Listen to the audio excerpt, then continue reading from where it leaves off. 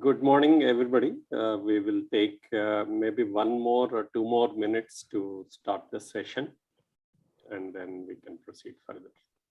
So please bear with us for 1 more minute. I'll ask. Thank you.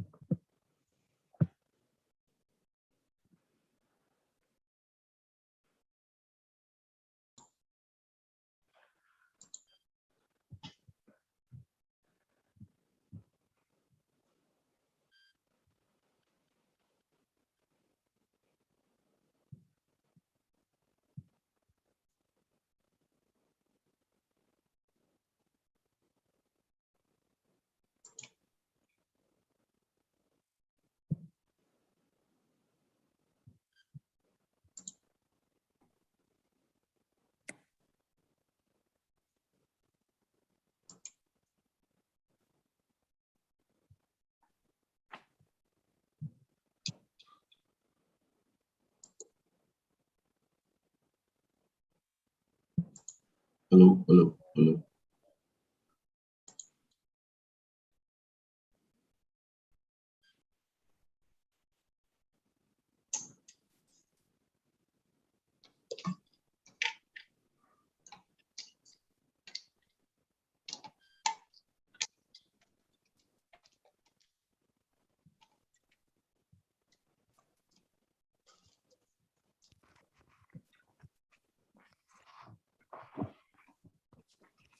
Okay.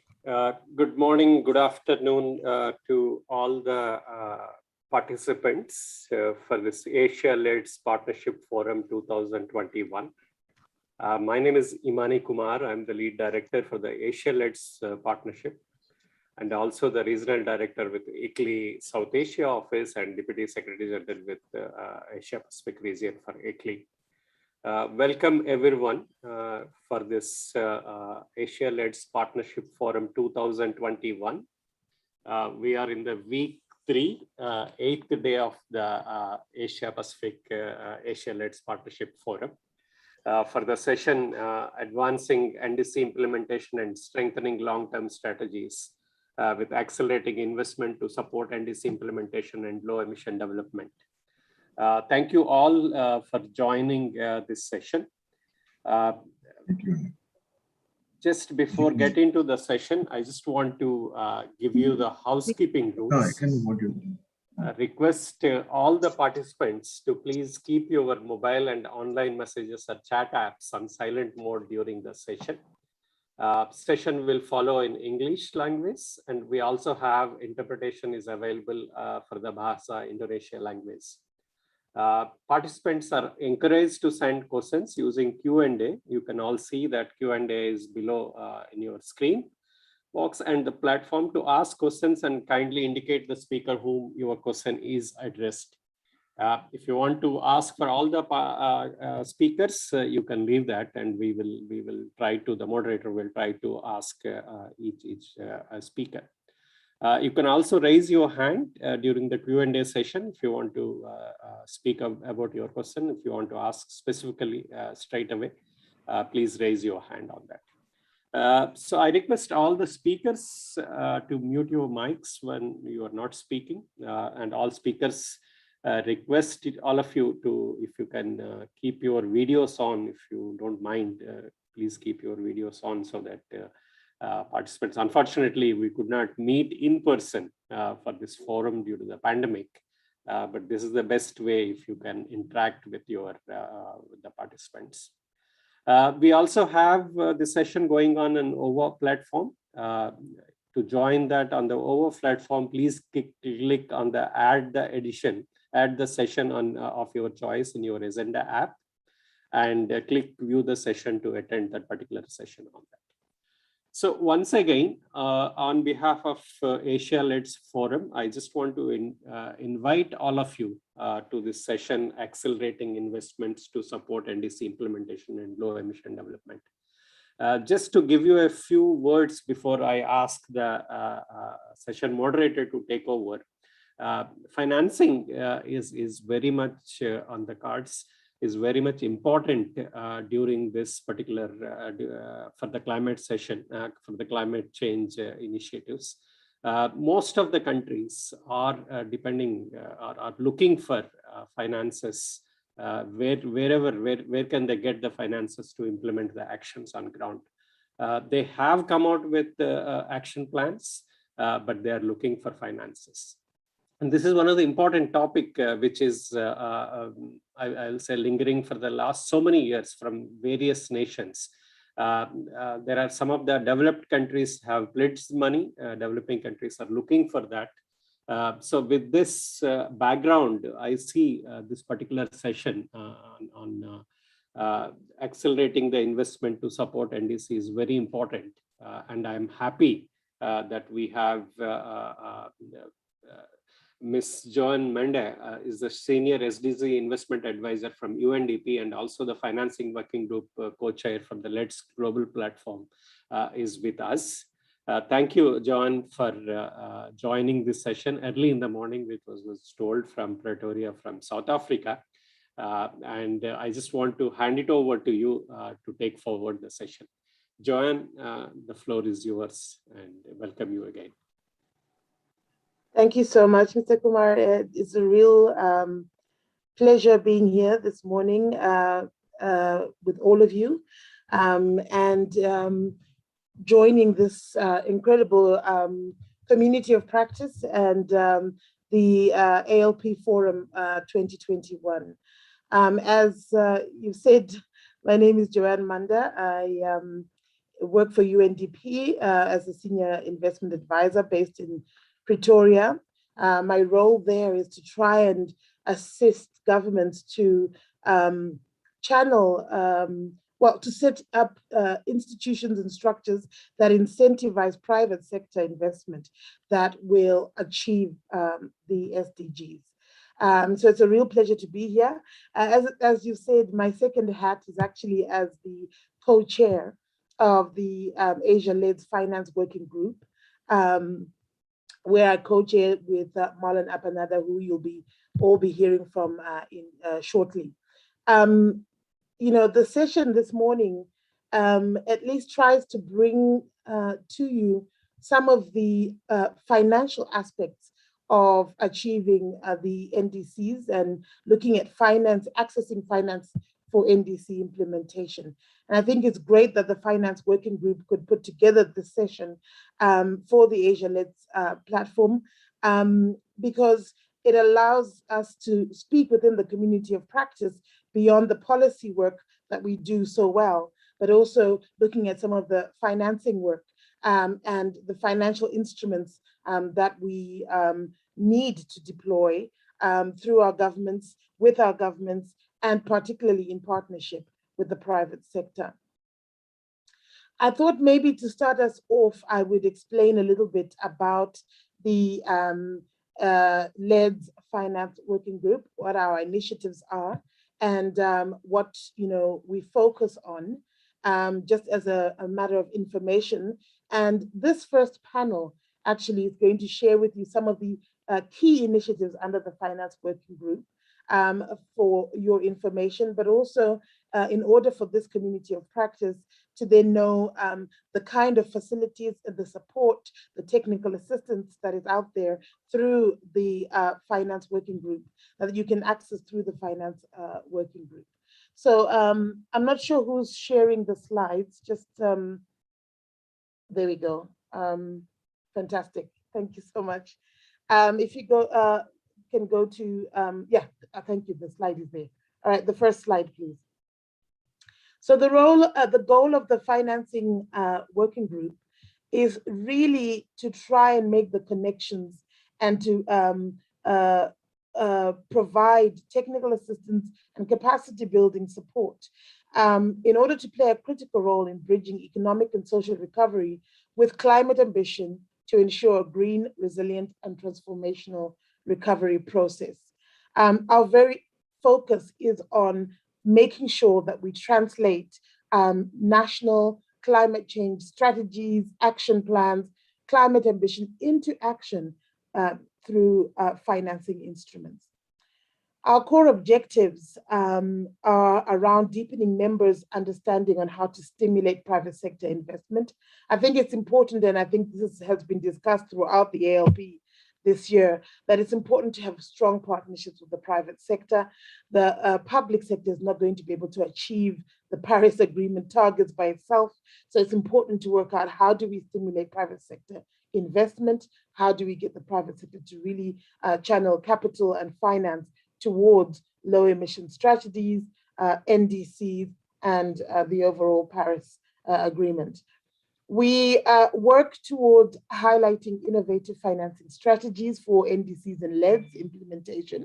And I think you will have obviously been talking a bit about those innovative financing strategies, and you'll hear more about that in this session. Our main mode of activity actually is sharing lessons and approaches. We believe that countries, stakeholders, partners, governments, private sector stakeholders are already innovating in this space, and there's opportunity to share lessons and approaches. And in that sharing of lessons and approaches, we can pick appropriate and available options to finance green recovery from the global pandemic, and to also continue to make progress on climate change targets. We respond very much to members' needs and requests for knowledge and skills, and we have a whole facility around knowledge sharing. Next slide, please, which I'll cover. The Climate Finance, the Finance Working Group has three main pillars of work. The first one is around accelerating private sector investments in LEDs and NDCs. And we do that particularly through fostering public-private partnerships and coalitions, especially across a number of sectoral implementation areas. We also look at sharing best practices on policies and regulatory frameworks that incentivize and attract finance from the private sector. We like to pilot projects and pioneering actions, particularly in raising private capital. And I think you'll hear some of that in our work this morning. As I said earlier, our core focus is on peer learning and knowledge sharing. And so we convene and foster a number of communities of practice on financing. And this is across the globe here in Asia under the ALP. I'll cover that a little bit later in the session, but across Africa, Latin America as well. We compile and disseminate best practices, and we have a huge compendium of resources for people to tap into and learn, and of course, provide training on a range of subjects. And again, I'll cover that a bit later. We also have a no-cost advisory service where practitioners can tap into that service and receive support actually one-on-one in their own financing journey for their NDCs, for the long-term strategies. In terms of a focus, we also have a strong focus on financing instruments and innovation. And again, it's around learning from best practice on financial instruments. And the Finance Working Group is looking particularly at financing instruments like green bonds, thematic bonds, blended finance instruments, and so on. We are piloting financial mechanisms and approaches to promote NDC long-term strategies implementation and to de-risk investments and programs across different financial markets. We also work in assessing financing options and providing matchmaking services between public sector stakeholders and private sector financiers and private sector project developers and so on. So this gives you a rough summary of what we do as the Finance Working Group. It's not quite yet, thank you yet, but I want to introduce two specific programs that we have launched under the Finance Working Group over the past year. The Clean Energy Investment Accelerator has actually been in operation for at least 3 years now. But the one that we've launched recently is the Regional Accelerator for Agriculture, Climate and Energy. We call it the RACE program. And I have today with us Dr.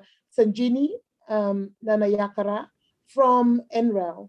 And I'd like to give the floor to Dr. Sanjini to talk us through what the Regional Accelerator for Agriculture, Climate and Energy is and how it operates under the Finance Working Group. Over to you, Dr. Sanjini. Thank you so much, Joanne, for the introduction. And thank you very much for summarizing how the Finance Working Group works. And I'd like to first start by saying thank you to the Asia-Leds Partnership for the opportunity to speak today. And as Joanne said, I'm Sanjini Nanayakara, and I am a project lead at the National Renewable Energy Laboratory in the US. And today I'm here to talk about a new Let's GP initiative, the Regional Accelerator for Agriculture, Climate and Energy. We use the acronym RACE. And the goal of this new program is to be able to support countries develop a pipeline of bankable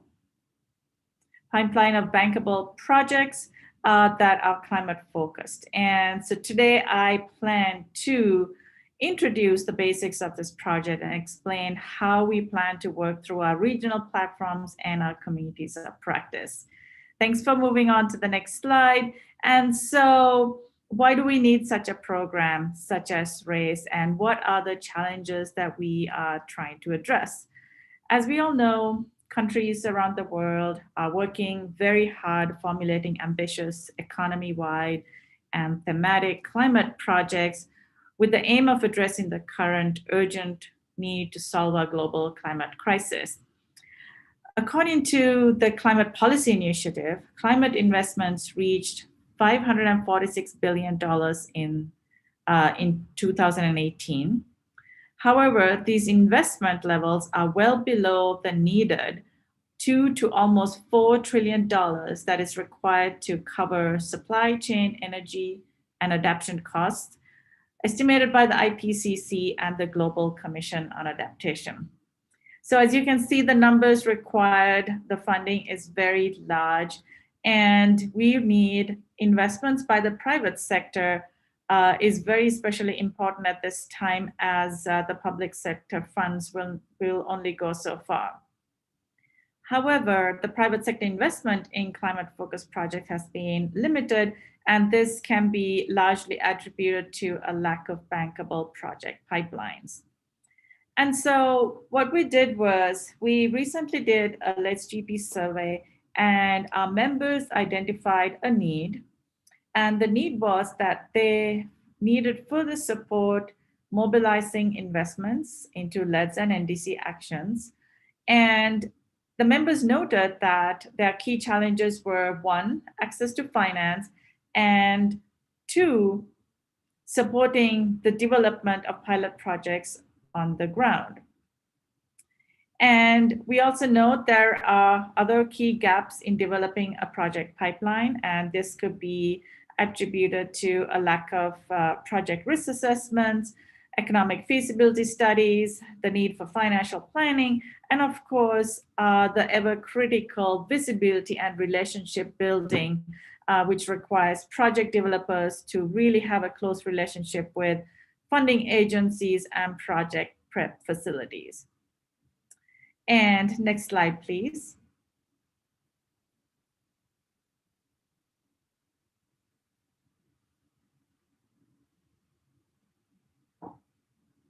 And so with all of these in mind, we designed RACE to address these challenges.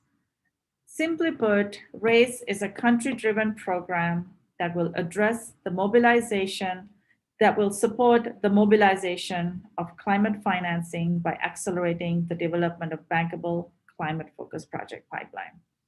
And under this program, we will embed regional experts in Asia, Africa, Latin America, and the Caribbean region. And the role of these embedded experts is to be a facilitator. And they will be facilitating and playing an advisory role in supporting project developers and government officials. And we plan to...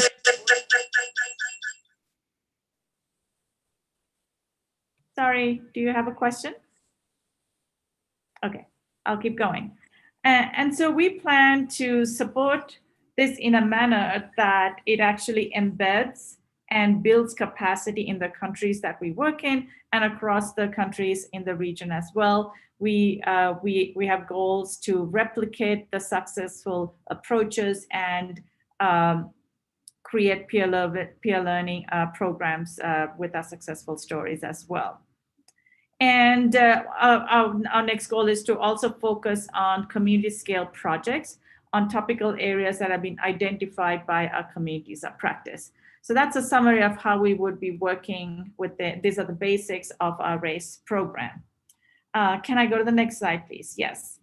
And so what I have here is now, how would the project work? This is like a timeline or a outline of the project shown in this schematic. And so we start with our regional communities of practice. And as I said before, we will have a regional expert embedded working along with our communities of practice that will identify focus areas for the project pipeline development. And then they will also engage with the governments, project developers in defining what those candidate projects are. And once those projects have been identified, we will then support them in enhancing embedded capacity for project developers. And we'll do this by working with our regional partnering with our Let's GP regional platforms and the global teams as well. And the third step is actually the screening process of the identified projects. And what we will do is try to determine the most viable projects that is aligned with what is available in terms of fundings through multilateral development banks, private sector, government, and other sources of finance. And so this is where we go through the process of matchmaking between the projects and the finance sources. And of course, finally, replication and scale up, which is critical in order to expand the lessons learned and the development of these type of projects.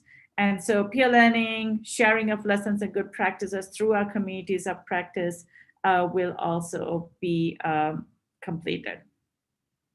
And next slide, please. Yes. And so to thinking about the role of the Let's GP regional platforms in the community of practice, next slide, please. And as I had shown in the outline previously, if you go just going through the steps, each of those steps is you can understand the core activities that the embedded expert would lead or work with the regional platforms in terms of understanding the technical support, matchmaking, or even and the regional platforms in the community of practice will focus on identifying the thematic topics for that region. And so At present, this program is in the very early stages in the Let's GP, and currently we have 2 race pilot projects in Africa, and we're in the early stages of seeking regional experts for Asia and the Latin America and the Caribbean region. Additionally, we have also an active collaboration with the NDC Partnerships PIN program, Project Information Node Initiative. And you can find more details of our collaboration in the link that's on this slide.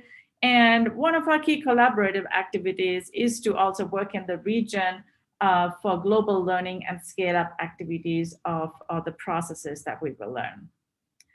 Next slide, please. And so I know this was a very quick summary of a brand new program.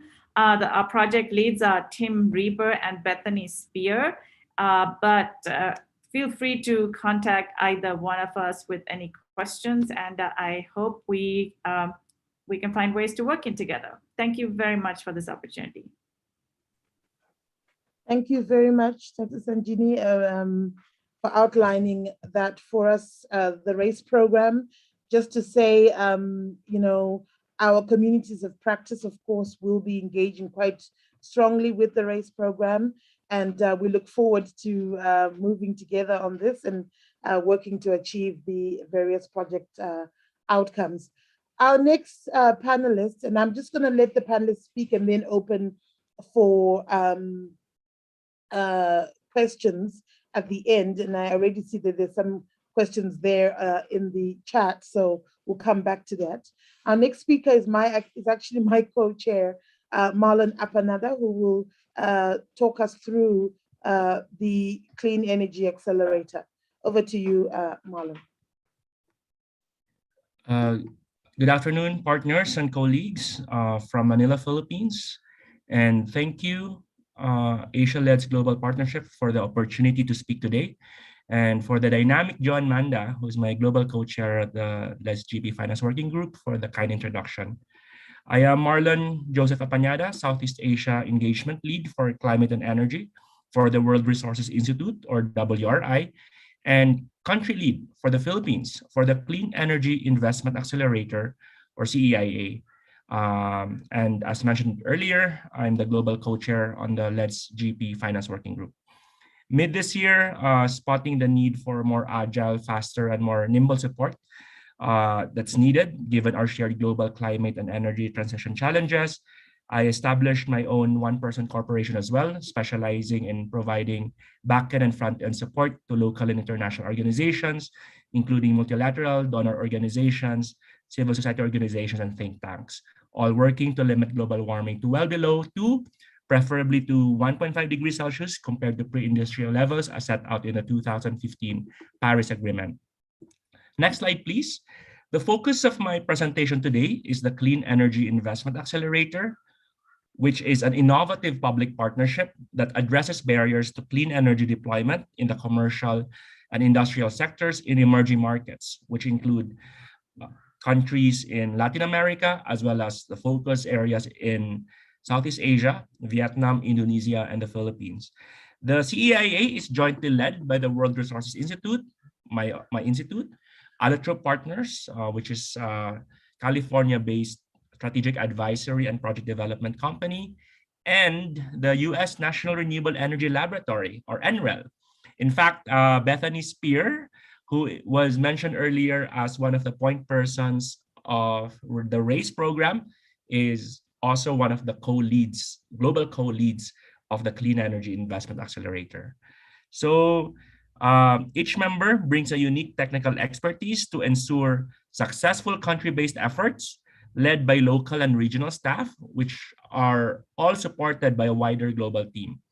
The program is supported by a range of public, private, and philanthropic partners, which we're very thankful to have supported us for the past 3 years or so.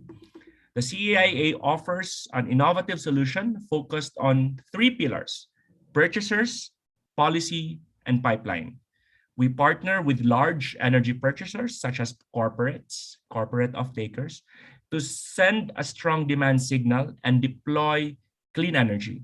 We collaborate with governments to strengthen policy frameworks, and we grow the clean energy project pipeline, hoping to really unlock the pipeline for bankable projects through transactions that have the power to move markets. Next slide, please. In this slide, I will talk about the power of the private sector to drive energy transformation. And in this respect, the CEIA works with large energy buyers to thrust sustainable market transformation. Government alone lacks the resources to invest in clean energy at a scale needed to achieve sustainable development, and especially in light of the findings of the IPCC report, assessment report number 6, released last August. So particularly at this critical moment, as governments develop economic recovery plans amid coronavirus recovery, there is an urgent need for the private sector and its champions to promote country-focused green growth. In addition, CEIA is working with electric utilities. Many utilities in emerging markets are in precarious financial situations given COVID impacts, and are unable to obtain sufficient capital to expand capacity in terms of generation and distribution assets at a pace with rapidly growing energy demand. So the CEIA has also been working with utilities in these target markets. Next slide, please. Through our work with the Clean Energy Investment Accelerator and engagement with regulators, financial institutions, and developers in Southeast Asia, our team has witnessed major gaps beyond the corporate RE demand scope that CEIA has originally been designed to address. As such, in 2019, through one of our core partners, Alitro Partners, we launched the Greening the Banks Initiative, or GTB, to address these barriers in a complementary way. Next slide, please.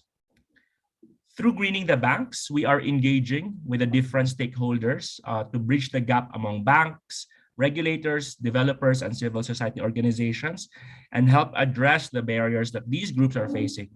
Greening the Banks leverages the experience of our team, including the core teams in the Clean Energy Investment Accelerator in emerging markets, and our expertise with renewable energy and project facilitation to be able to address these gaps and make sure that the high-level global and regional principles on green finance mainstreaming are actually being taken up and implemented on the ground, turning commitments to action, and make sure those actions are actually contributing to transformative change through transactions. Next slide, please. So in March this year, the Clean Energy Investment Accelerator and the Greening the Banks Initiative jointly held, in collaboration with the Philippine National Renewable Energy Board, a webinar called Assessing Opportunities in Financing Renewable Energy Ambition, where it has been noted that finance is truly the key barrier in scaling renewable energy in the target country, the Philippines, which the webinar found out is a $20 billion opportunity within this decade. One of the key takeaways from the event was the need to figure out what would make smaller scale RE deployment financeable, what would make it more attractive and allow it to compete with incumbent power players, most with significant interest in traditional fossil fuel power plants. We are set to have a Vietnam-Philippines regional lesson sharing event at the end of this month that shall feature national regulators, the RE100 platform, and national conglomerates to share lessons on how market liberalization can unlock renewable energy investments and have this cross-market regional lesson sharing dialogue across the wider Southeast Asia region. Next slide, please. In parallel to ensuring finance flows into renewable energy, the platform Greening the Banks also engages with local Philippine and regional Asia-based banks to understand the risks in the low-carbon transition and eventually capture the opportunities. So we're covering both the risk and opportunity equation. In this webinar, held in collaboration with the Philippine Central Bank, or the Bangko Sentral ng Pilipinas, Mr. Weifang Zhang, Regional Head for Corporate Sustainability of HSBC Asia Pacific, shared these steps towards managing climate risks and capturing opportunities in the low-carbon transition during the virtual dialogue. Number one, start with fact-finding, really identifying the bank's exposure to climate risks, and banks should identify their individualized level of exposure to the sectors that are highly exposed to transition risks. Number two is on internal capacity building on climate awareness. And this is where platforms like the Clean Energy Investment Accelerator can really help them on showing where the latest economics, technology, and market situationers are for clean energy and renewable energy. And number three is dialogue with key clients on sustainability as early as possible. And this is one of the key thrusts of platforms like the Asia LEDs and the global LEDs platforms to really jumpstart these dialogues, these important dialogues, especially in light with the findings of assessment report number 6. Ms. Unju Park Mink, Head of Sustainable Finance at BDO Unibank, who virtually single-handedly created a $60 billion green finance portfolio for her bank, which is the Philippines' largest bank, also provided the following support, provided these kinds of insights, calling on the need for support from the international community and the need to really engage international cooperation to move the transition and transformation forward. She is calling for MDBs and climate finance practitioners to work with government and financial markets to structure financial products such as guarantee or risk-sharing facilities for further financing the transition. And I think these were all mentioned in the RACE program as one of the, or by Joan Manda earlier, as part of the core thrusts of the finance working group, all these risk-sharing facilities and other guarantee mechanisms. Next slide, please. I end my slides with this. Cross-pollination and amplification is key to supporting regional energy transition. In the Philippines, we've also been collaborating with local civil society organizations to amplify our work and reach to a wider audience. Among the CESOs is our Energy 2030, a youth-led platform calling for a decisive, coherent, and complete energy transformation. And through our collaboration with these local platforms and local CSOs, we've been able to successfully demand for the implementation of the country's renewable energy power wheeling policy. So ending slide, please. Thank you. And if you wish to keep in touch and or touch base, you may reach me via email or via LinkedIn. Thank you so much. And Joan, the floor is back to you. Thank you very much, Marlon. As always, really exciting work in the clean energy sector. And I think, both the RACE program and the Clean Energy Investment Accelerator showcase how we as a finance working group actually try to move the dialogue from policy conversations to real transactions on the ground. And I think that's really the ambition of the finance working group, and that's what we try to support our members with and our stakeholders with, really getting down to deploying finance on the ground. So it's great to see the work that you've done there and the many lessons that you've learned along the way. So thank you very much. Just maybe as a final reflection and zeroing in a little bit on the Asia LEDs partnership.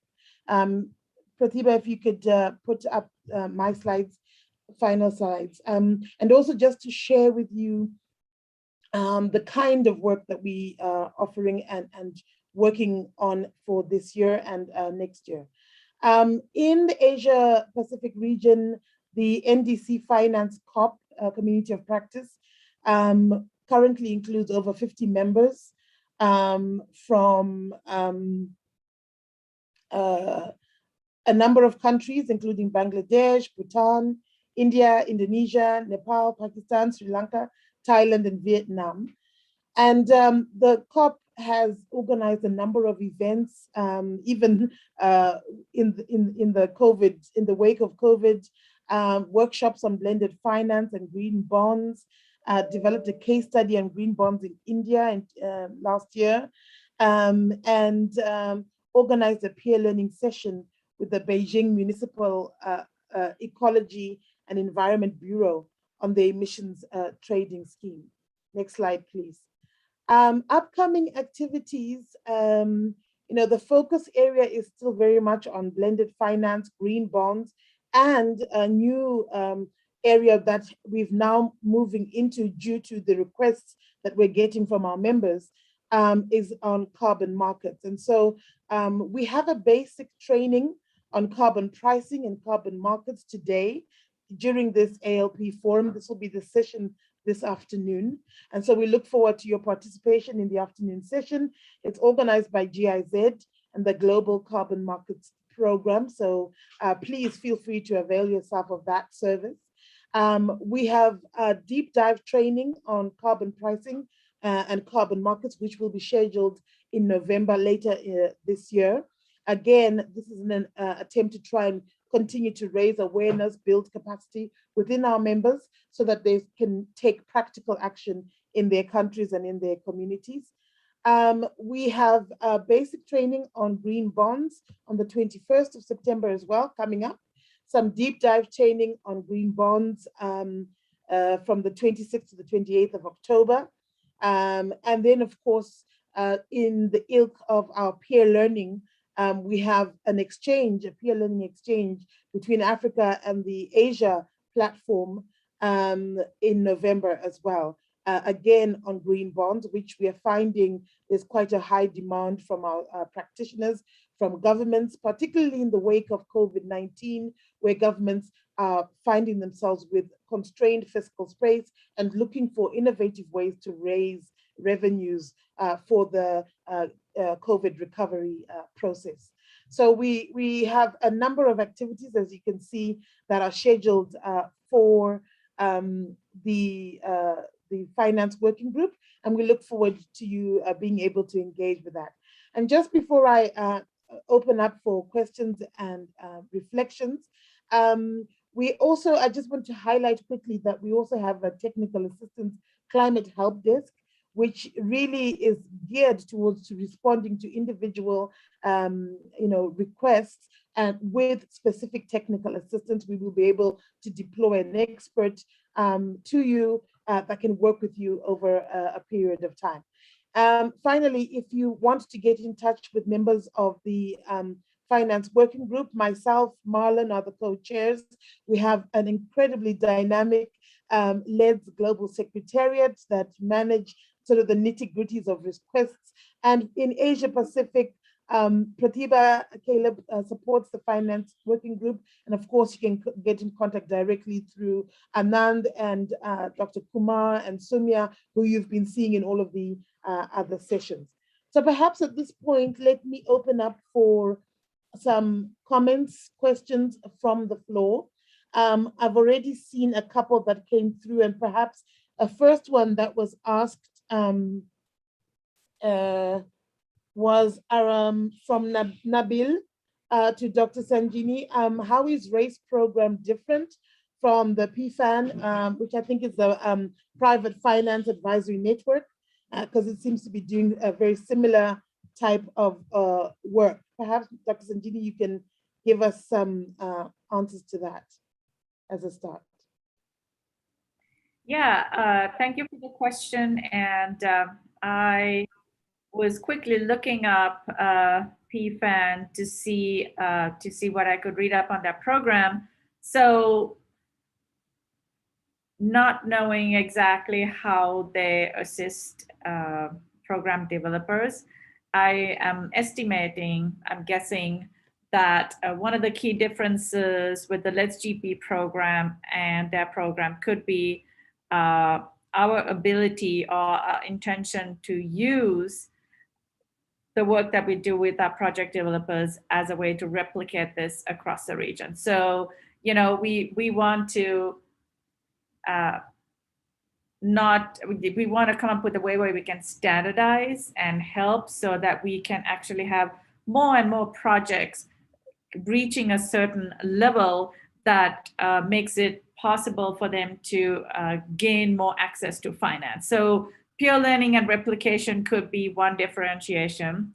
The other one that I can think of is the possibility of technical support. So for instance, with funding, we can, through the RACE program, give technical support to some projects for whether it's economic feasibility studies or a cost benefit analysis or any kind of technical needs that they need to better position themselves for a successful project. So those are the two I can think of right now that might be different between P, FIN, and RACE. But again, I want to make sure you know that I don't haven't followed on worked with the PFAN initiative. So yeah, I hope this answer helps. I can chime in, Dr. Sanjini, because I have interfaced with PFAN before. And then those two are really brilliant inputs because you really hit it on the head. It's PFAN is basically a way for project developers to increase their audience in terms of accessing finance. So there's a lot of coaching, and then there's a competition at the end, wherein they will be able to pitch in front of investors. So it's more of PFAN is, I think, very complementary to what Let's GP is doing, because Let's GP is all about scale and scope. And really, PFAN is all about a project developer being able to be in front of possible investors. So having said that, the key differentiating factor as well is the provision of technical assistance, because for PFAN, the technical assistance is in the form of coaching and preparing you to be able to pitch. But I would assume that for RACE and the wider Let's GP partners, there's really a form of technical assistance where man hours and hand-holding and really collaborating with project developers to access finance and promote transactions are key differentiating elements. I hope that adds to the conversation. Thank you. Thank you very much, Marlon. I think you've hit the nail on the head as well with that one. We have a participant who's raised their hand, Taiwo Peter Adewumi. If you can unmute yourself and ask your question, and then we have another question in the chat directed to Marlon that says, how does the CEIA ensure that projects are not just greenwashing, and who is financing the end of life processing of renewable energy infrastructure? But perhaps we can start with the live participants' question as well. If you can unmute.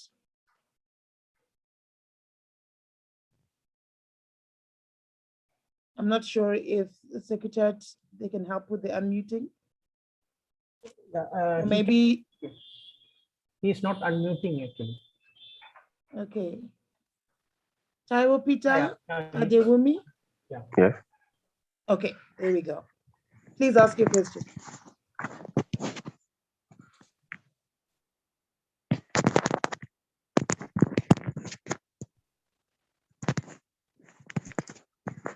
Hello? Yes, we can Hello. hear you. Please go ahead and ask your question.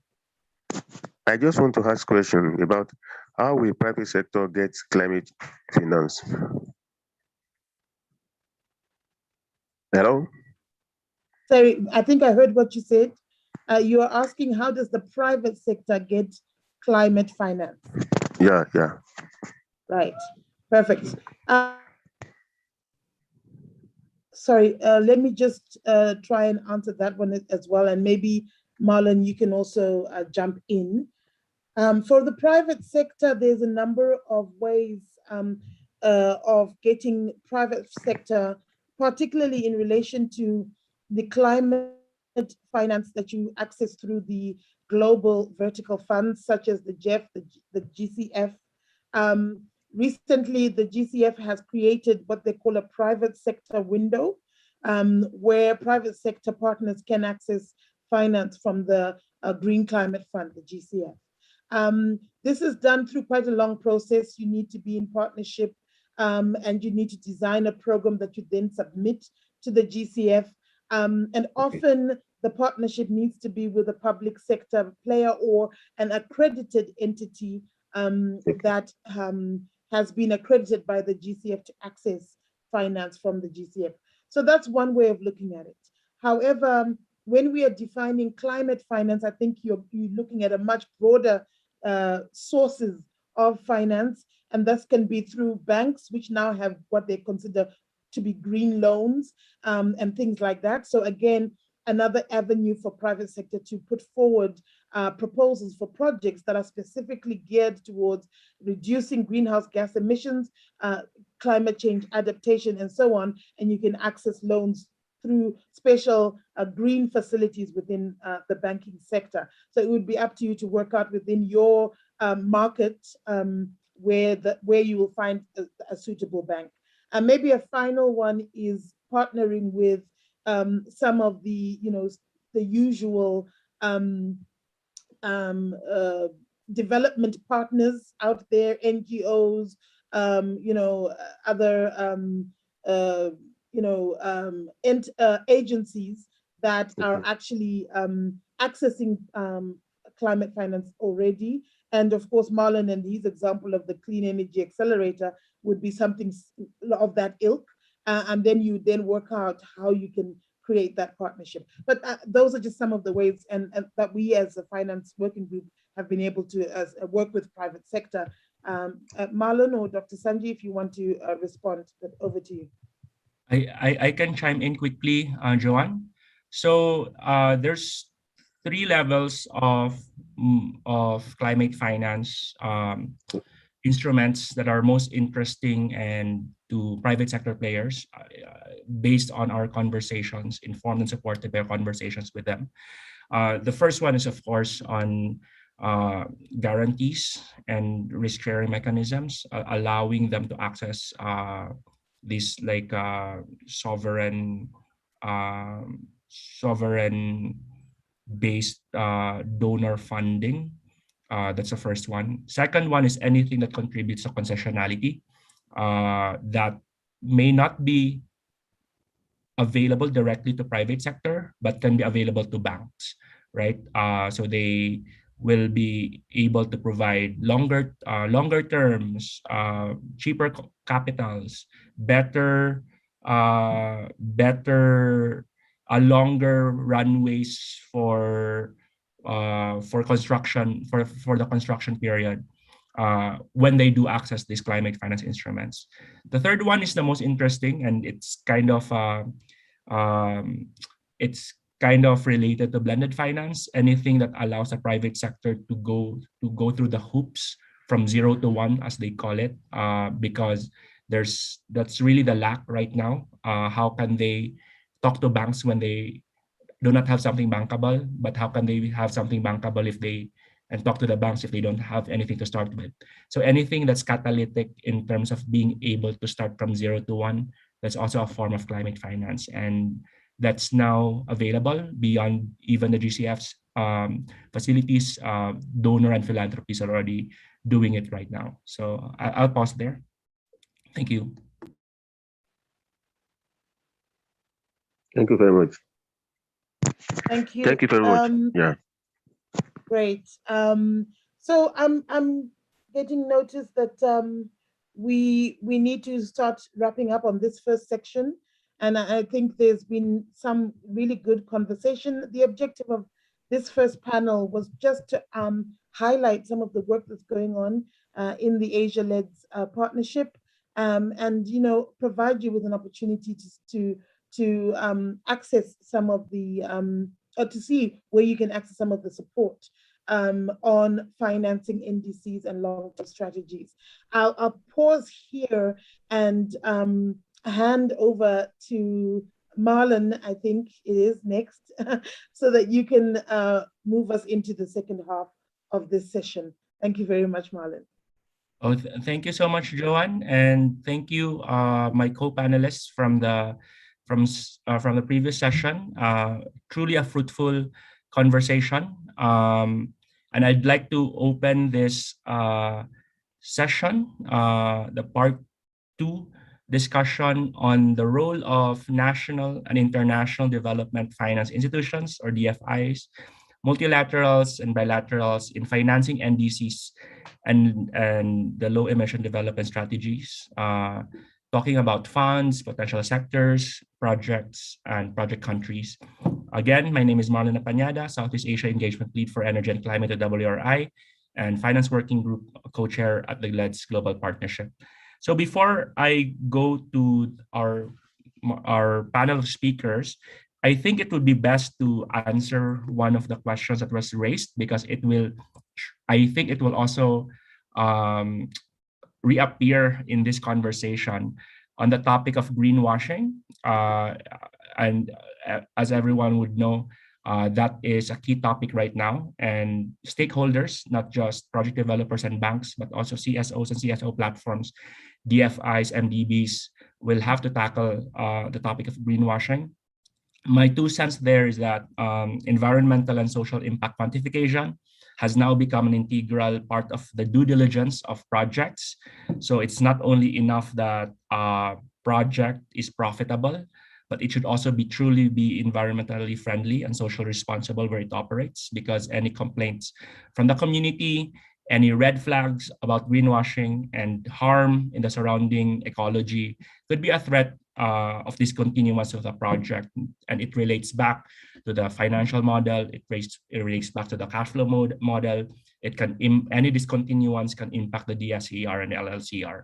So all these kinds of things are conversations that are happening in real time. Of course, we would like to be able to address the topic on greenwashing, but those are just my 2 cents in terms of actors right now are already engaged and would not and are averse to reputational risks that will discontinue projects and affect their cash flow. So with that opening statement from my end, I'd like to introduce our first speaker in this panel discussion. Our first speaker is the Director of the Climate Policy Initiative in India, Mr. Dhruba Purkayasha. The floor is yours.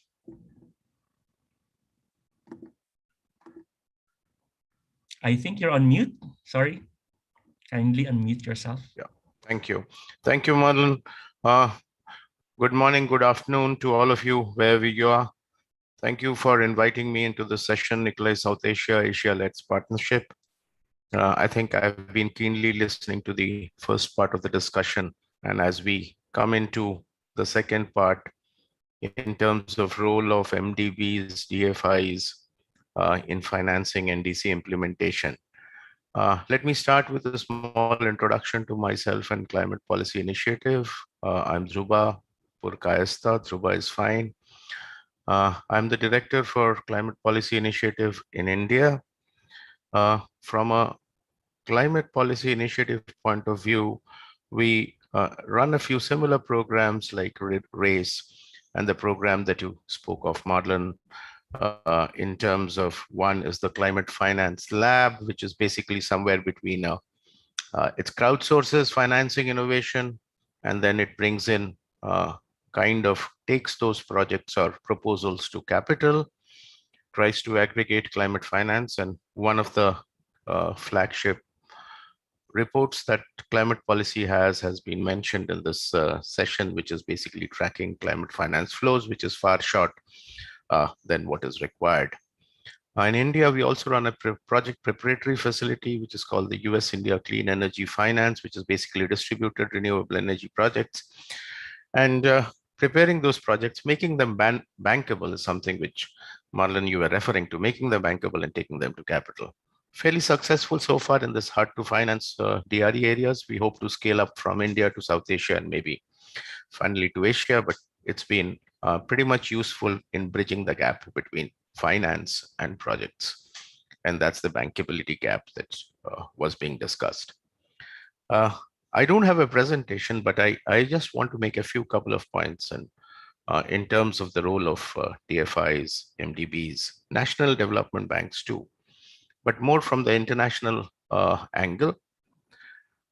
Low emission development strategies actually encompasses a wide range of things. And in addition to renewable energy, which is really on the top of the charts today, it encompasses and it includes a range of other economic activities or changing businesses, which then puts the country or the economy of the country on a low emission development strategy. If I pick up NDC, I start with policy, I have institutions, I have technology, and I have finance. Policy and institutions are fairly country-centric.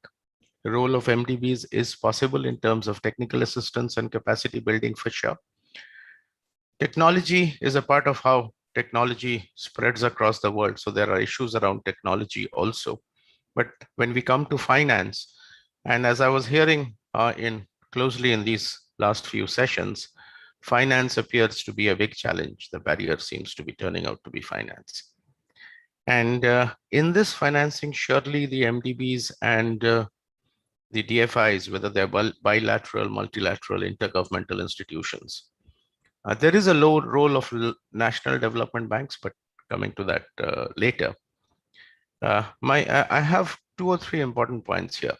If you actually look at development banks, okay, let me refer to Asia. Asia needs huge amount of investment. Asia needs to decarbonize large economies, large coal, fossil fueled economies. So all of it is pretty known, and Asia is also finally reasonably or rather highly vulnerable, but sticking to leads and sticking to mitigation or lowering of emissions, I would basically talk of 3 areas. One is hard to abate industrial decarbonization that needs to take place in many countries. And industrial decarbonization is about reducing process emissions and also reducing, I would say, improving the quality of electricity, that is electrification and reduction of process emissions. Both do contribute to lowered emissions. There's a huge need for cooling and heating, HVAC, where there is a large amount of emissions which needs to be handled. Finally, the elephant in the room is decommissioning, or if I may talk of essentially repurposing or decommissioning large fossil fuel installations which are entrenched in the system. Or possibly then shifting that to carbon capture and usage or storage, whatever the case may be. Now let's get to MDBs or the DFIs. If you look at DFIs across financing in the part 2 or the developing countries, you'll typically see DFIs financing renewable energy. Renewable energy is there. Renewable energy technology cost curves have blown down. And therefore the markets, the domestic banking and the domestic capital markets with some support can in many countries take care of it. I would think it is important for DFIs to play a role in these areas of NDC, which are hard to do, hard to finance, typically hard to conceive, hard to finance, both on the public sector, which are the sovereign lenders. I'm dealing with DFIs and MDBs on the finance part of it. And also on the private sector side, the IFCs of the world. If you typically look at IFC investments across, you'll find them 90% or more, literally 100% would be in renewable energy. Now, there's nothing wrong with renewable energy. The point I'm trying to make here is very simple. The point I'm trying to make here is they have MDBs and DFIs have access to capital, which is lower cost, can also access GCF climate finance, can also access other pools of global capital, which are possibly low cost because of their very nature of construction or the entities which are typically intergovernmental or sort of government collateral backed. It is important that the MDBs recognize that financing renewable energy is good, but emissions reduction, the world has a hard stop. And because there is a hard stop, there is a need to venture into enable projects to be financed in this hard to finance areas, but a very large impact on emission reduction. So that's the couple of points that I thought I'll make. In terms of blending, as Marlon mentioned, it is important to look at blending, but it is also important to look at where does blender finance come from. Blending finance, so MDBs, DFIs can play a huge role in terms of pooling in various risk-return relationships of capital and probably underwrite them to a certain extent on their own balance sheet because they're reasonably secure, reasonably strong balance sheets that they have. So basically, I would like to, okay, I forgot about the national development banks. I think the creation of national development banks, which is there in many Asian countries, and it's not there. There needs to be a dimension of emissions reduction, call it by any other name, climate or green, maybe green banks or green development banks that helps to pool in capital, that helps to direct finance to led sectors in the economy. So if I could create that supported by MDBs, that would help in directing capital towards LEDs, which is emerging out as a very important constraint. So trying to use my time, I hope I'm within time. I want to emphasize and end with 3 points. DFIs, MDBs, all institutional needs to look at not the low-hanging fruit, which is fine, but needs to look at hard to abate industrial decarbonization, steel and cement, which is not only steel and cement, there is aspects of electricity or aspects of cleaner electricity there, which can bring in hydrogen at a certain level. There's a need to look at heating, ventilation, and cooling. There's an emissions from there. And finally, there is a need to look at a viable mechanism, and the MDBs can play an important role in settling the price of carbon. If the price of carbon is settled, then there is a lot more financing which can flow. But the price of carbon on Article 6, as far as Paris Accord remains unsettled. That's a key to Asia getting a huge amount if you could get, and that's where the MDBs and the institutions could play a great role. Thank you. All right, thank you, Dhruba. Fantastic points and incredible insights. Eye-opening as well. I haven't thought of those things, but thanks for sharing your thoughts. And we can just proceed with the panelists' presentations and our speeches before we open the floor for exciting conversations. Our next speaker is Dr. Radhika Lal, who currently serves as the SDG Finance Policy Advisor and Team Lead for SDG Finance at UNDP's Regional Hub in Bangkok, Thailand. So, Dr. Radhika, the virtual floor is yours, and we're eager to hear from you. Thank you very much, Marlon, and very pleased to be here. Actually, it's been a good learning opportunity for me as well. And lots of insights from the previous panelists. As you can see from my description, I'm not a climate finance specialist. So you're probably wondering why I'm here and what I can add to this discussion. 3 or 4 points which may help with addressing that. I think with a lot of things that were mentioned and most recently by Dhruba when he pointed out the role of in the importance of DFIs, and we are not a DFI as UNDP.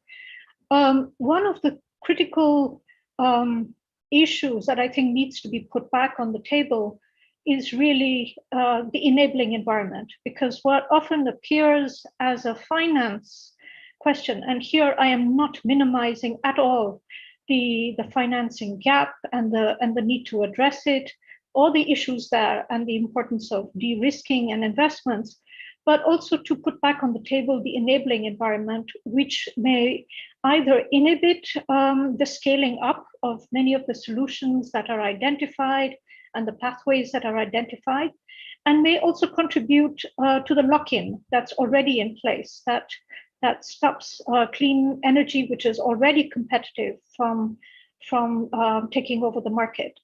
And what we do in terms of the SDG finance team is to really complement the work that goes on in other parts of UNDP on the issue of LEDs, of climate action more generally, by focusing on 2 key areas. One is climate action in the context of public finance.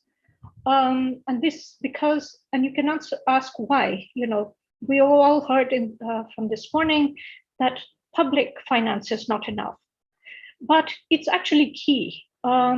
both as a signaling device and addressing through fiscal measures many of the issues that have been outlined, but also important in and of itself.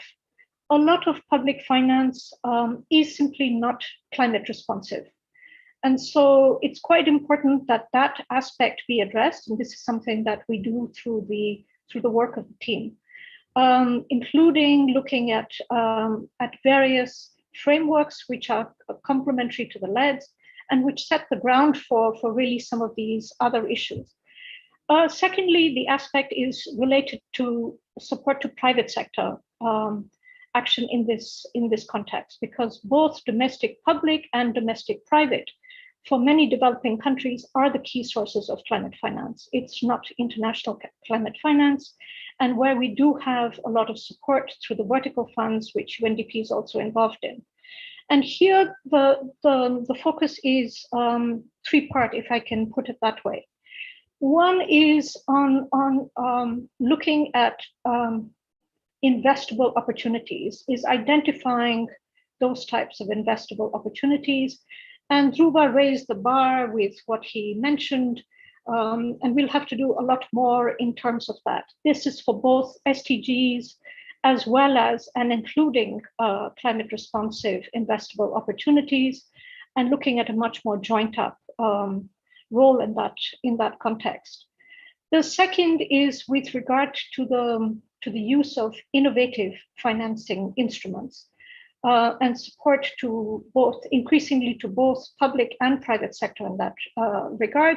In fact, I may even ask Joanne to speak a little bit and put on her previous hat in the work that was going on in Indonesia and the upcoming support to de-risking, use of blended finance instruments through the Innovative Finance Lab in Indonesia.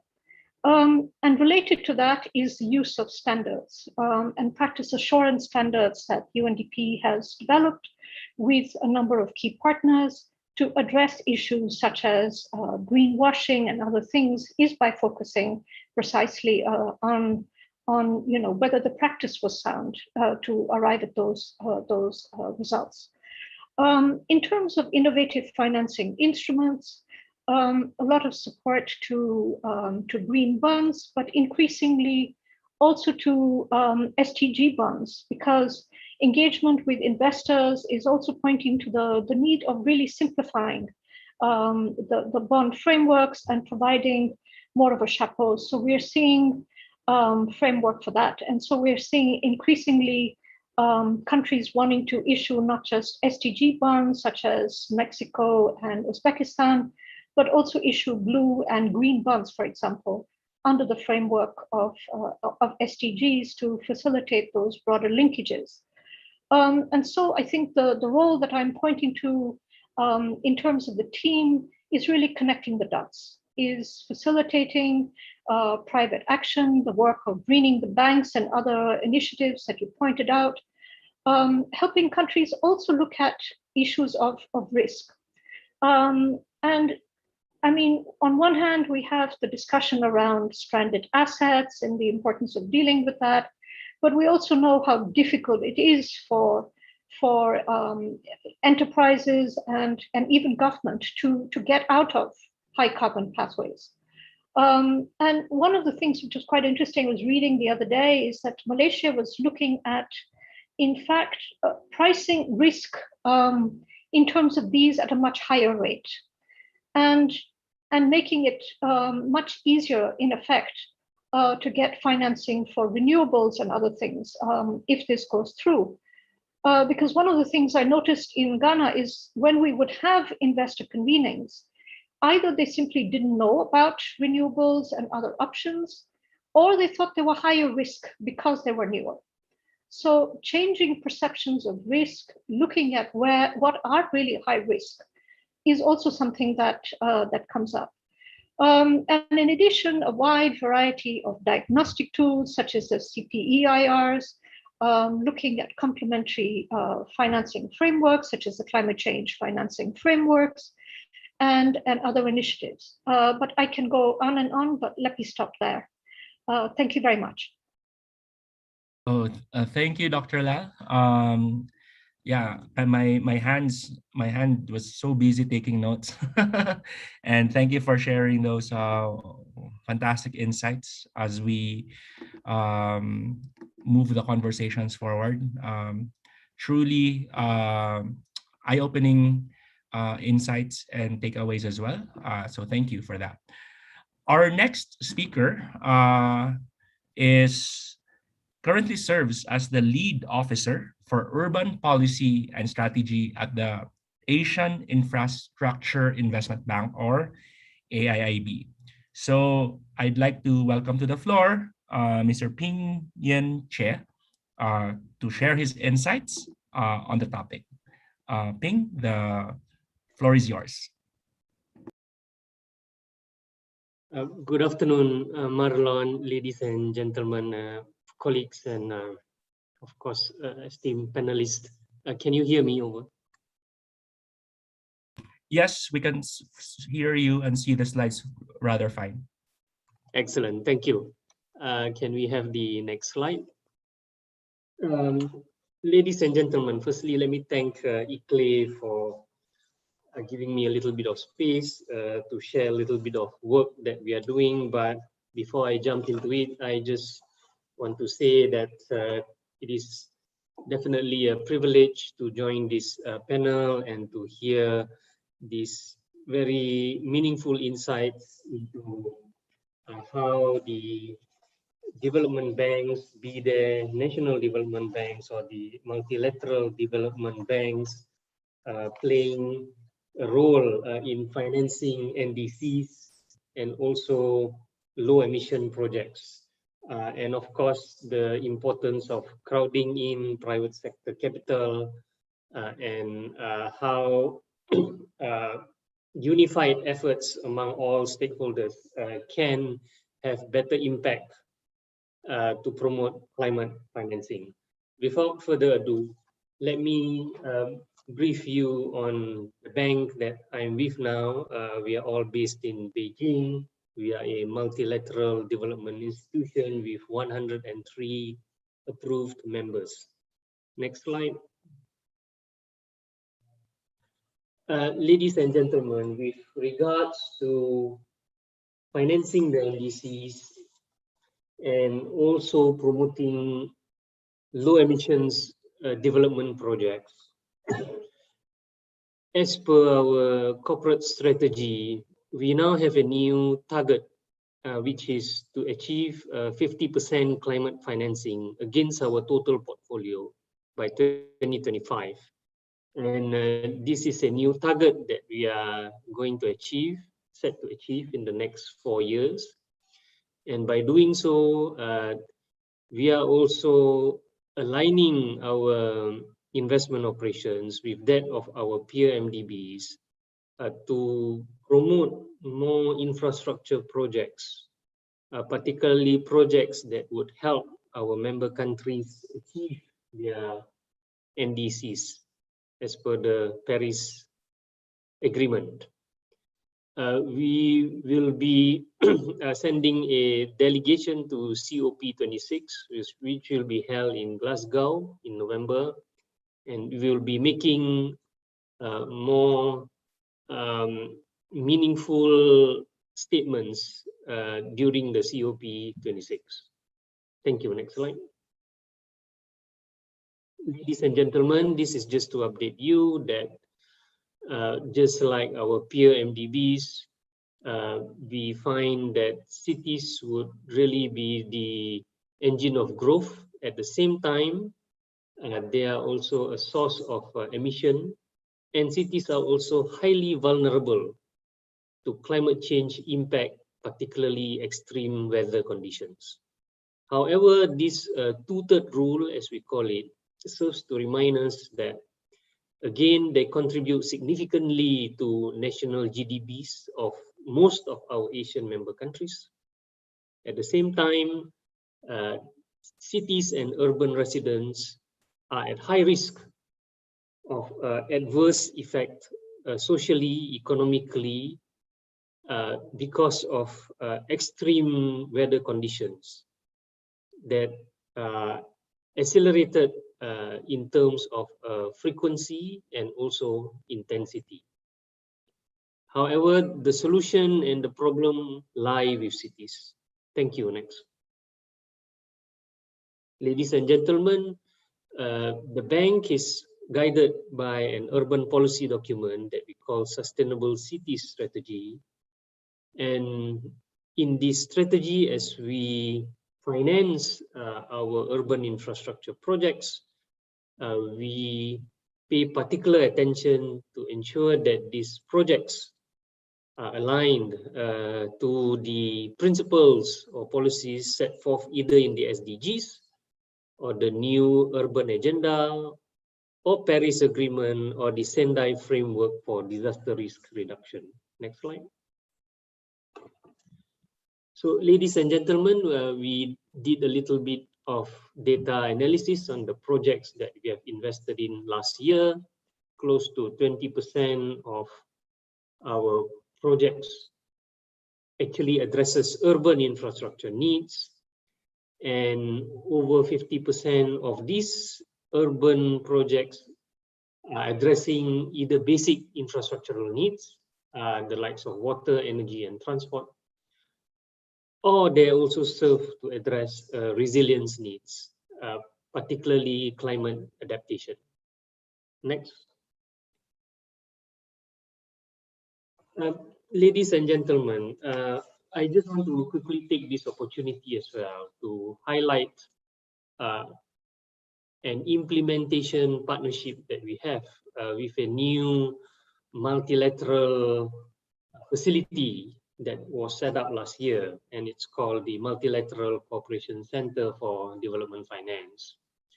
The AIIB is an implementation partner to this facility, and what this facility does is to promote infrastructure connectivity through development financial institutions like AIIB. And by doing so, we are hoping to encourage investors and also other banks and financial providers to adopt high standards. And the high standards, actually, one of them are actually promoting climate resilient infrastructure standards. So why is the MCDF needed? We found that connectivity is important, especially to enhance productivity, boost mobility, and of course to reduce inequalities and improve socio-economic development. We foresee that post-COVID, there will be more demand for connectivity infrastructure, especially cross-border. And of course, with the SDGs, by supporting the SDGs, we would be using this facility to encourage development partners to adopt high standards. Next. What does the facility do? There are three key areas. The facility promotes information on knowledge sharing. The facility can also fund capacity building. And last but not least, most importantly, project preparation. And that will help us to address the lack of bankable projects that are climate resilient and that helps member countries to meet their NDCs. Next. Ladies and gentlemen, my last slide here, what I want to say is that the bank and MCDF's priorities are aligned in the sense that we both seek to promote infrastructure cross-border connectivity. And by doing so, we need to work in collaboration with other partners, like other development partners and also international organizations like the UNDP and also ICLEI. And by building these partnerships, we are also seeking to share knowledge and also to share best practices that can help member countries collectively reach their NDCs as they upgrade and expand public infrastructure. I just want to highlight here that there are a few areas that we could, what do we call, mobilize MCDF resources upstream, and project preparation in relations to, for example, cross-border special economic zones, cross-border export processing zones, seaports. It could be cross-border town infrastructure. So these are projects that we would be interested to invest, to finance, and MCDF provides an avenue for us to mobilize upstream funding. Next slide. With this and taking into consideration time constraints, I conclude my presentation. Over to you, Marlon. Thank you.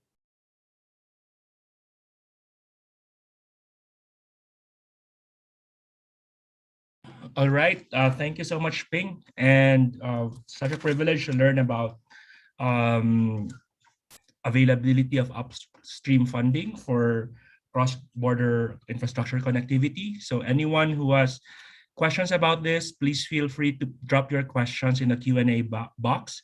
And our fellow panelists can also go through the questions on the Q&A boxes, if they want to address them, if the question doesn't necessarily warrant a live response. So there has been numerous questions to date. So please, fellow speakers and panelists, please feel free to answer as you deem fit. All right. So at this juncture, we would like to welcome the senior climate change specialist at the World Bank Group, Mr. Karan Mangotra, who is a multidisciplinary researcher and with expertise in the areas of climate change, including climate finance and market mechanisms. So, Karan, the virtual floor is yours. Please unmute yourself. Thank you very much, Marlon, and thank you to the organizers for inviting me. I will start with a small, anecdote or a joke, which I read long time back. Is that one of my colleagues had gone to Japan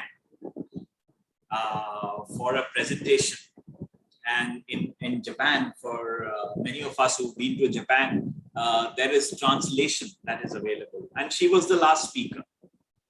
So she was asked that every 3 slides or every 4 slides she needs to pause because there has to be translation that has to be made. So every 3 slides she paused a bit, and then the translation was very short. And then the next 3 slides she did again, and then the translation was very short. And then the final 3 slides she did, and the translation was very, very short. So she went into the coffee break and she asked that, I gave a longish presentation, but I could not understand why the translation was not long. So she was asking the translator that, what were you saying actually? So she said, when you said the first 3 slides, I said, this has been said before. Then the next set of slides, she said, yes, this was said by the previous speaker. And the conclusions, when she gave, the translator just concluded saying that these conclusions have been made before. So I am now the last speaker. And many things of what I wanted to say have already been said before.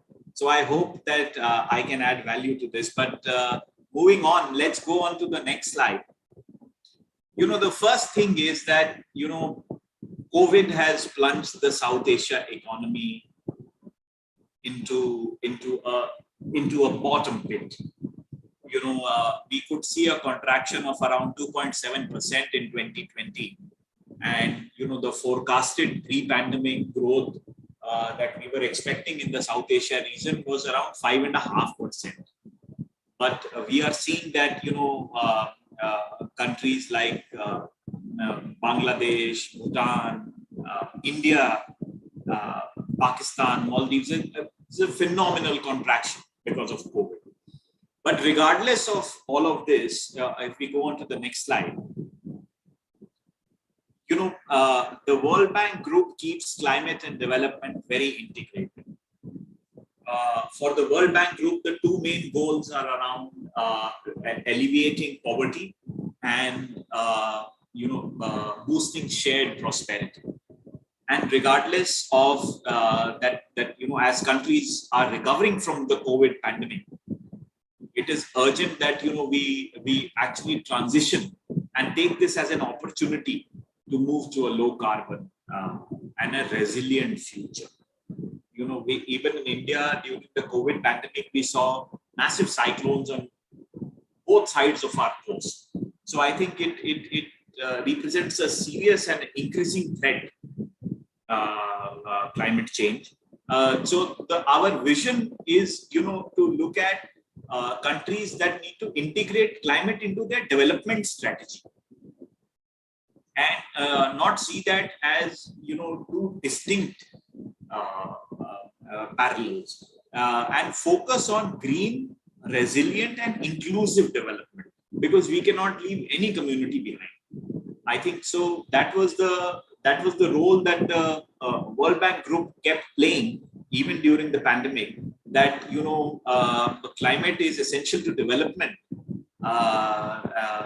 As we move forward, this is an opportunity for us to retweak things and look at our analytics and advisory work with a wide range of financing instruments, along with the convening power which many of our organizations bring for global and regional cooperation, because I think none of this can be done all alone.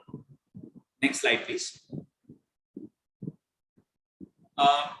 During the pandemic, the World Bank has come up with a climate change action plan, which looks at, it's a 4-year action plan from 2021 to 2025. 2 or 3 things which stand out are that adaptation is as important as mitigation. Things that we cannot stop from happening, we need to adapt to those. And that is why adaptation has been given a 50% focus, which is equal to that has been given to mitigation. And the second thing which stands out is that we need to enhance our climate finance from 28% to 35% from 2021 to 2025. So I think that is a very, very important tool. In many countries in South Asia, we are looking at improving and expanding our climate diagnostics, so that some of the analysis on where we are today, where do we want to go, and how do we want to get there are being clearly spelled out. So I think the action plan during the COVID times has laid out a strategy that climate and development are integrated. The last point that I want to make here is that there is a big push in the World Bank management to align with the Paris goals. So we will align our funding and financing flows with the objectives of the Paris Agreement. So to take the multilateral agreement forward. So next slide, please. We have ambitious new climate finance targets. I just mentioned that we have set up a target of 35% on average to support green, resilient, and inclusive development. And we will endeavor to develop new products and platforms to mobilize climate finance at scale. Climate finance has been a contentious issue, and we will try and see what kind of instruments works. Markets work, Article 6 is up for negotiation, or risk management facilities work, or green bonds, or things like that. So what are the kind of products that work? I think the need is to understand the bouquet of options that are available to us so that we can pick and choose from there. We have been delivering an increasing amount of finance for adaptation, as I mentioned, since 2019. And, over the coming 4 years, from 2021 to 25, World Bank will be allocating at least 50% of the climate finance to adaptation over the next 4 or 5 years. Next slide, please. Now, NDCs and long-term strategies are something which are, the catchphrases nowadays. And, we see many countries around the world either enhancing their NDCs or announcing long-term strategy targets. The World Bank has been supporting NDCs and long-term strategies through multiple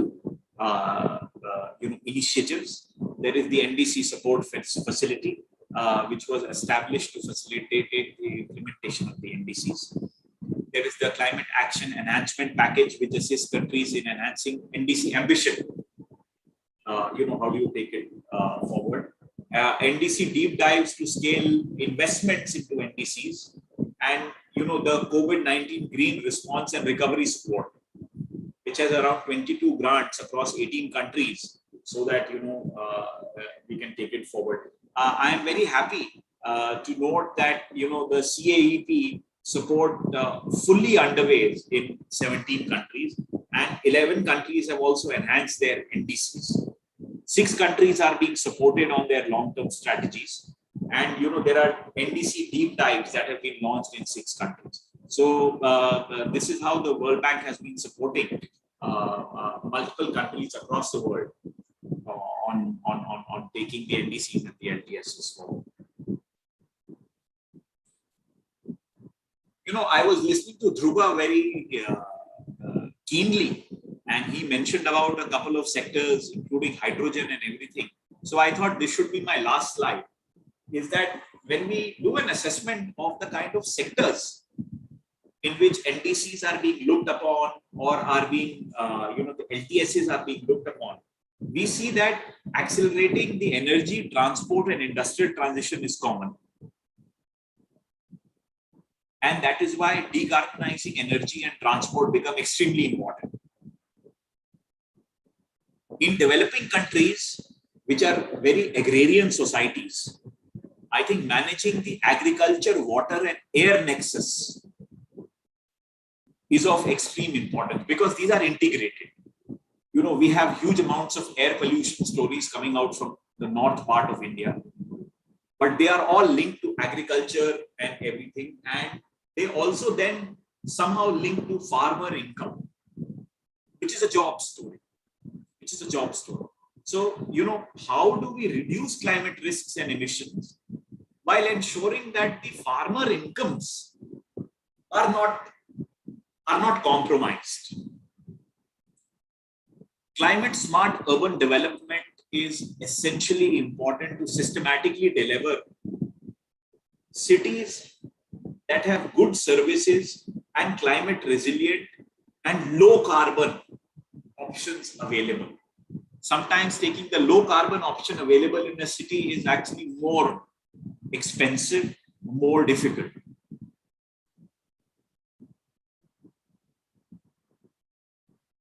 Systematically building in climate adaptation and resilience into our development plans is essential. I come from India, where the coastline is around 7,500 kilometers. I think we need more and better standards for buildings on the coastline. Otherwise, if we build the buildings the way we build it at inland and the way we build it at coastland, then I think we are losing the plot. So I think systematically building, and this has to be customized and has to be climate proof, and then mainstreaming climate consideration into public and private finance is some things that we see are common across multiple countries that we are working. So I think with that, if we move on to the next slide, summing up, the COVID pandemic has presented us with unexpected economic and social shocks, and we are all going through it. But the World Bank Group is significantly stepping up to support its client countries and the private sector to embed mitigation and adaptation into it. Within the COVID pandemic time, I think the World Bank Group came up with an ambitious climate change action plan for 2021-25, and has been assisting countries in raising ambition of their NDCs and LTS through various financing and technical support facilities, and trying to embed climate change into systemic transitions. as systems transition, putting climate change into that decision point is what the World Bank's endeavor is, so that the countries can adapt to shocks and move away from high carbon damaging systems, of the past, and invest in newer technology markets and be more innovative. So with that, thank you very much, Marlon, and thank you very much the organizers for giving me this opportunity.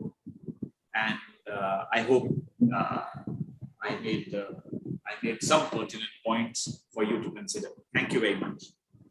Thank you so much, Karan, and thank you so much, our panelists and speakers for this session. I know that we're already beyond time, and so we would have to keep the Q&A short and dynamic.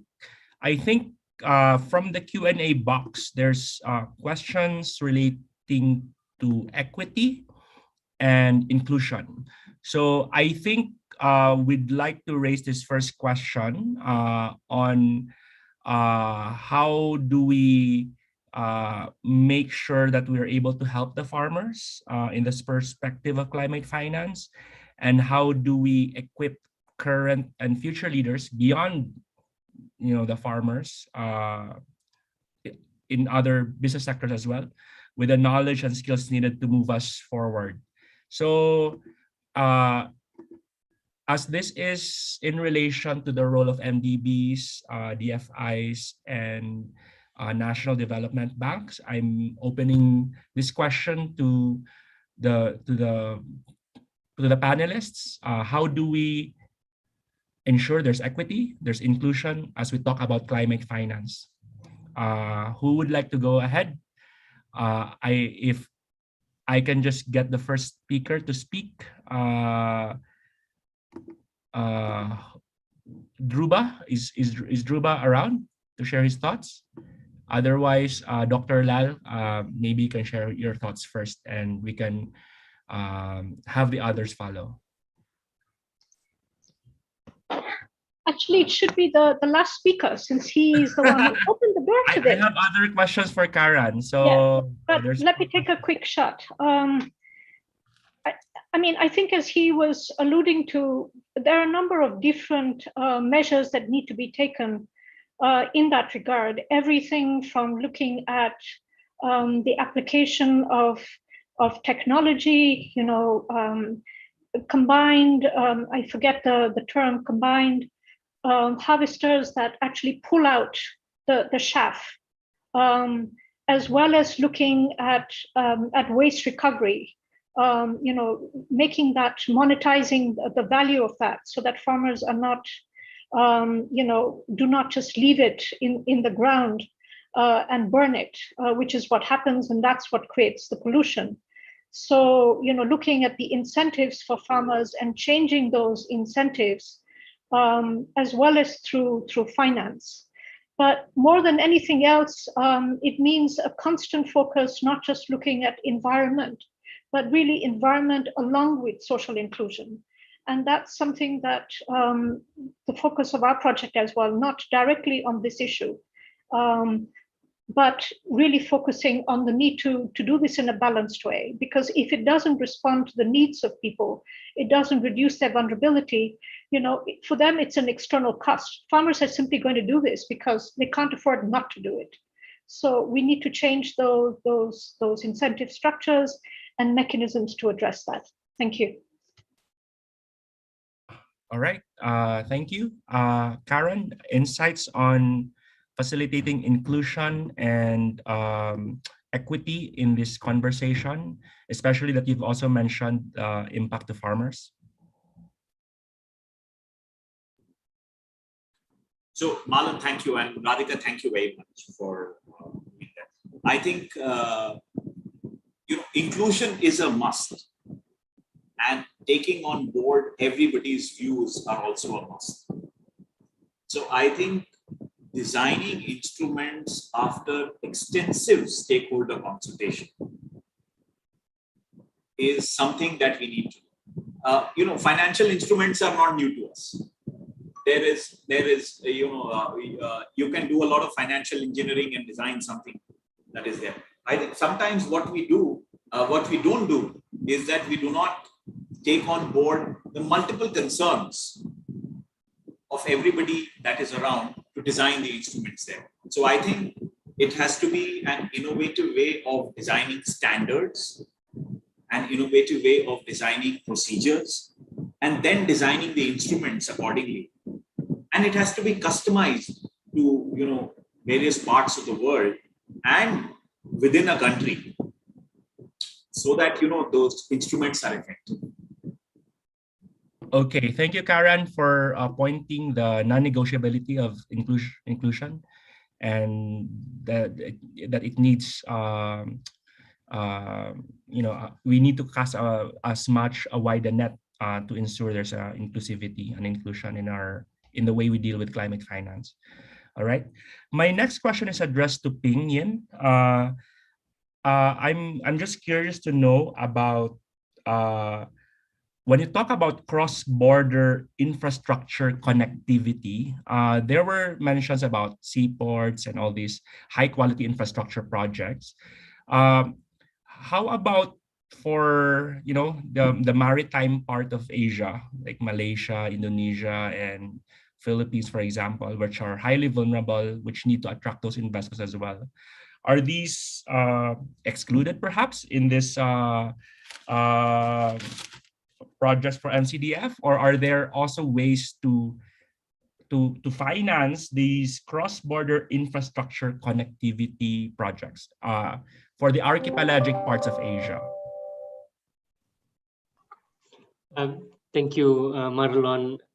And it's really interesting listening to the many views we have at this forum. Just very quickly to answer your question, in principle, the definition of cross-border connectivity would cover as well maritime transport. And for example, we are talking also to the World Bank, especially in common member countries. In fact, there's one common member country in Southeast Asia that we are looking at. We are trying to explore how we can work together, particularly upstream in programming, where in this particular coastal country, some preliminary studies done have indicated that in the location of their seaports, there is potential for us to also develop offshore wind facility. And so this is an example of a project in this Southeast Asian country that we hope we would be able to mobilize MCDF resources together with our partners. Thank you. Okay, great. And I know we're already, we're severely lacking of time despite the fantastic conversations. And so I'll end this Q&A session with two things that were raised by our previous speakers, Dhruba and Dr. Lal.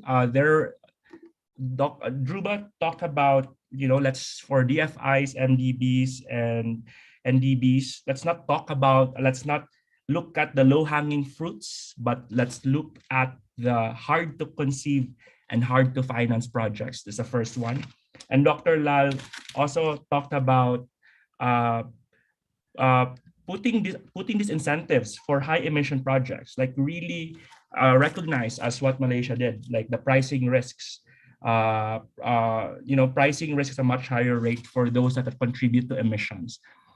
Any thoughts on that, and how are you doing it in a commercial or transaction scale, or are there examples that you can share from the work that you do? I'll start with Dr. Lal, and then Karen, and then Ping Yin. Thank you. Sorry, I missed. What is the question you want me to respond to? Any insights on the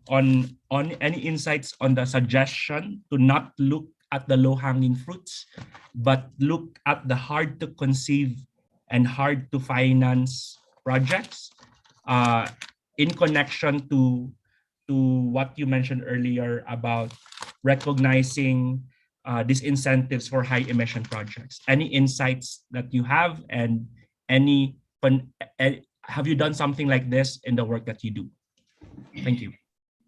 I think to date, a lot of our work really has been with on public finance, and then the shift towards private finance. And it's only now that we're looking much more deeply at, if you like, the whole sustainable finance ecosystem in countries. And I think this is where some of these issues come up, which is around not only around the perception of risk and what different authorities can do to change those perception of risk.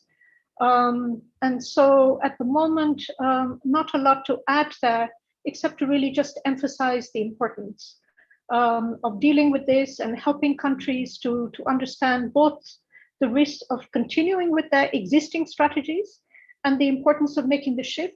So we often hear that a lot of these, if you like, countries need to pay, for example, capacity payments, to IPPs.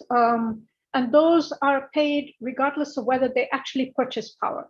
Now, this is a huge challenge for them because these are long-term agreements. How do you get out of them, right?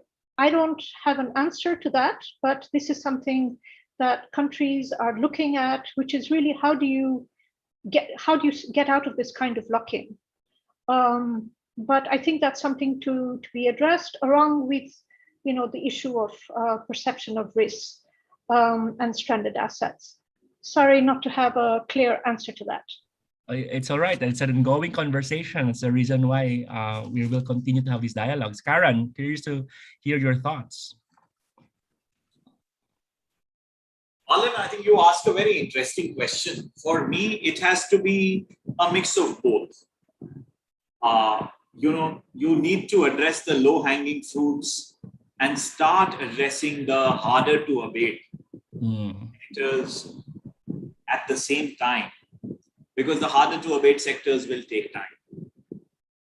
The idea to support either the low-hanging fruits or the harder to abate sectors is that, till the time the market catches up and it makes business sense, you need to support them. And once the market catches up and things like that, we see that with the LED bulb story in the households in India. There is less and less support that is needed. And,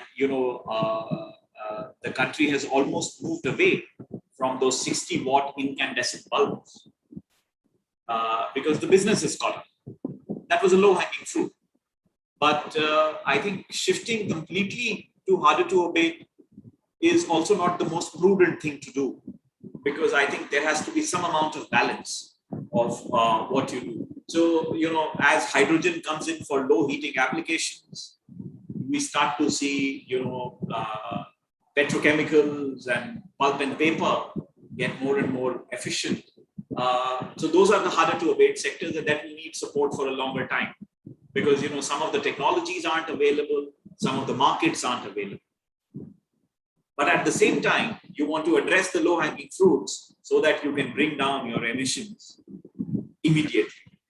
So I think that would be interesting perspective, and truly valid as well. And especially in light of the findings of assessment report number 6, we truly have to do as much as we can with what we have, finding solutions simultaneously with creativity and cooperation. So, Ping-Yin, I'm really interested to hear your thoughts about the projects that AIIB is looking at in terms of the low-hanging fruits and the harder to abate sectors. Have you had experience like that, or it's really or I'm curious to hear your insights as well on that question. Thank you again, Marlon, and I concur with Karan and Radhika's earlier inputs in the sense that we are both involved. We are involved in both types of infrastructure projects, projects where there are easy climate goals to achieve, and also projects where the gestation period, a slightly long preparation period, is longer than what we would have thought. And it is because of the need to balance both types of investment. And that is why we are now an implementation partner to MCDF. And as you know, by having this partnership, we are actually championing cross-border connectivity. The element of cross-border further accentuates the complexity of the project. For those of us in development finance who have worked in cross-border projects before, government to government, we realize that an extra layer of complexity exists over and above the basic challenges of, for example, adding on the climate element, or adding on a resilient element, ensuring high environmental social governance standards. So the risk, of course, is accentuated as well, but with, of course, support from other partners and also MCDF, we are confident over the long term, we should be able to help member countries achieve the NDCs, at the same time promote connectivity and also achieve sustainable socio-economic development. Thank you. All right, thank you, Pinyan. And overall, thank you so much to our panel discussants for this panel discussion number 2 on the role of national and international development finance institutions, multilaterals and bilaterals in financing NDCs and LEDs, and the LEDs, to Mr. Dhruba Purkayashta, to Dr. Radikalal, to Mr. Pinyan Chia, and to Mr. Karan Mangotra. Thank you so much for lending your expertise and insights. It's been truly a productive and insightful exchange, and just the start of many, many conversations later down the road. So thank you on behalf of the finance working group of the of the Let's G Global Partnership and the World Resources Institute. My name is Marlon Apanyada, and this has been such a pleasure to moderate this session. Over to you, ICLEI Secretariat. Thank you. Thank you, Marlon, and thank you to all the panelists, speakers for giving their inputs. Very interesting discussion. I'm so happy to see that the important points like inclusion and very interesting, I think, to discuss about whether low-hanging or hardline projects to be taken up. Because we always talk about, okay, please take up the low-hanging and then showcase. I think Karan's point is very much taken up. It will take long time, but we need to start with low-hanging. I think that's a good advice to all the people who are talking about on the finances. And you can't expect miracles to happen in a shorter time. I think that's a good message which you all have given. I hope the people gathering at COP26 will listen to all this and bring that. Maybe AIIB will add this point also into those 3 points what they've talked about on that. Thanks again to all the speakers and all the panelists. Both the sessions were very interesting. Thank you, Dr. Joanne, and thank you, Marlon, for moderating both the sessions, and to all the speakers. Before I close this session, maybe if it is okay with all the speakers, I know that you all have already opened your video. If others also, if you can, we just want to take a group photo because this is the only way again during the virtual session we can do that. So if whoever is there still with us, I know that we have some 30 odd participants from on OVA, and we have around 70 here, so more than 100 people have attended this. So I'll just count 1, 2, 3, and maybe my team will take the group photo. And again, the last chance to all the participants, if you can open your videos. We don't mind, just show your face. I think that's enough. So 3, 2, 1. A big smile. Thank you all. Maybe one more, if we are not captured, I'm not sure, given anything. 3, 2, 1. Good. Thank you. Thanks a lot for all the speakers. There are 2 announcements. I just want to request all the participants, if you can fill up the feedback form, which is there on the chat. The link is there. So please give us your feedback so that we can improve the session next time, and when we handle, or we can incorporate into our communities of practice how we can take it forward. And I also want to tell you the next session, which is starting at 2:30 Bangkok time, which is 1 o'clock in India, and also 4:30 in Seoul and Japan time, Tokyo time on that. The next session is again on the financing. So we request you to please join that session. With that, I just want to thank again Dr. Joanne and Marlon and all other speakers for your contribution on that. Thank you again. Stay safe, stay healthy, and see you, maybe all of you in COP or somewhere. Thank you. Thanks a lot. Thank Bye. you.